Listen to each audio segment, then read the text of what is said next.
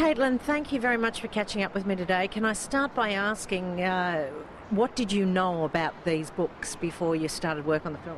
Well, a lot of good friends of mine had read them. I think over a third of the population has actually read them, so I was always aware that they were very, very famous. I actually met John Marsden when I was 12 years old, and he was writing a book for a stamp collecting video that I was in, which was quite hilarious. But I hadn't actually read them prior to getting the script.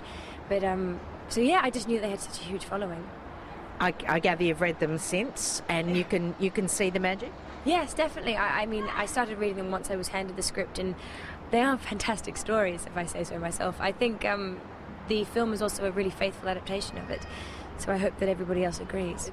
As well loved as these books are, that inevitably presents some pressure for those of you in the film, because people have opinions about what Ellie's going to be like and about the story. Do you feel that pressure? Yeah, definitely. It is rather daunting because Ellie is so dearly loved, and she is such a fantastic character that you feel that you owe it to not just moviegoers but to book lovers everywhere to portray her in the best possible light. And it's terrifying at the best of times, but you just have to have faith in your director's vision, and Stuart has such a fantastic vision, and he's really thought things through, and he has a lot of faith in us, and I think that personally we've done a really great job.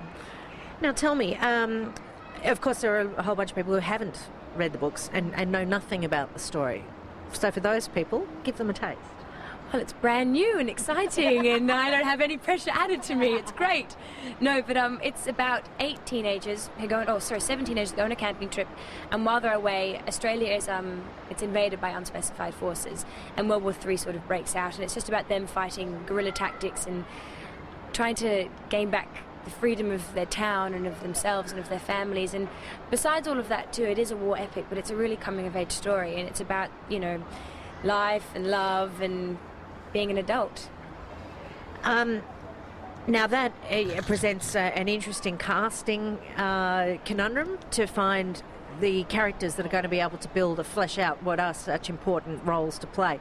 Who are your fellow cast members, and what do we know them from? Well, Lincoln Lewis, who was in Home and Away, he's such a character. I really enjoyed spending time with him. Phoebe Tonkin, who was in H2O, beautiful, beautiful girl, ethereal. Rachel Hurdwood, who was she was in Perfume and Peter Pan, and Dorian Gray, and she's hilarious. These people that you just spend all your time with them, they see you at your absolute worst. They see you at 4 a.m. when you look like hell and you act like it as well. And so it was great. It was literally just like having a bunch of brothers and sisters around you the whole time. We've become really, really close.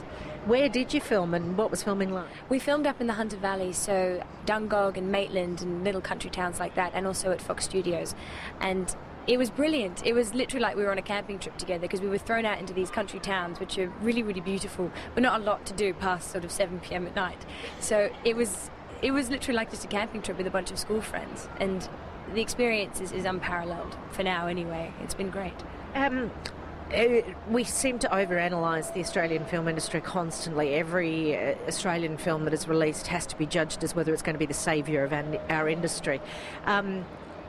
This film is really being geared up for more of an international sort of release, though, isn't it?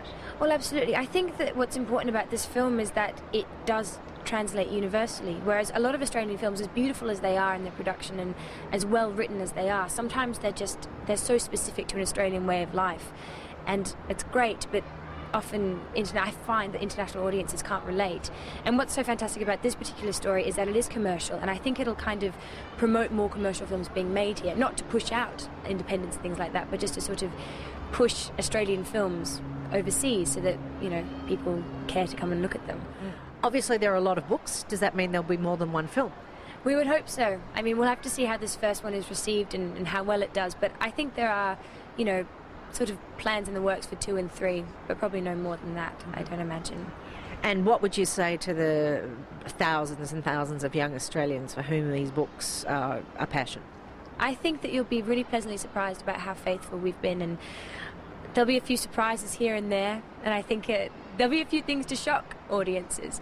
But I think essentially it's just a great Australian story, and I think it's great for teenagers like myself and my parents.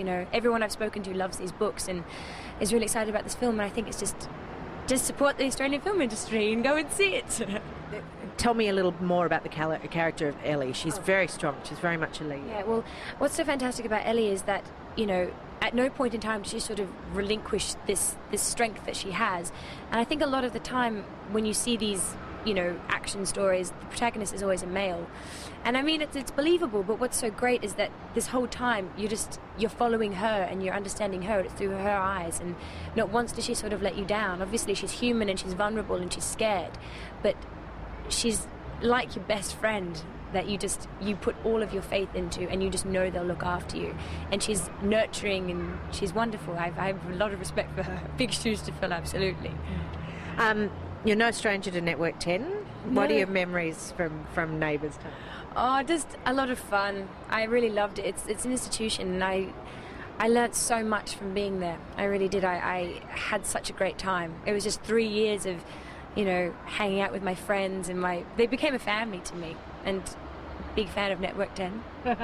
A lot of people who have spent formative years on a soap try to hide the fact later on. They're somewhat embarrassed by it, but you see it as a genuine training ground. That, you know, you learn techniques that will be useful for the rest of your career. Oh yeah, absolutely. I mean, obviously, sometimes when you leave those shows, you can be unfortunately typecast. Thankfully, Stuart, you know, didn't see it that way. Stuart Beattie, the director, and he cast me. But no, you can't be ashamed of what you've come from, because it's something that you've done. And to go anywhere, you have to start somewhere. And I'm incredibly proud of the work that I did. I mean, I was 14 and couldn't act to save myself when I started, and I feel like I've developed so much, and I feel like I've learnt so much. Well done. Well, we can't wait to see it tomorrow when the war began. It's been lovely to meet you, Caitlin. Thank you so much.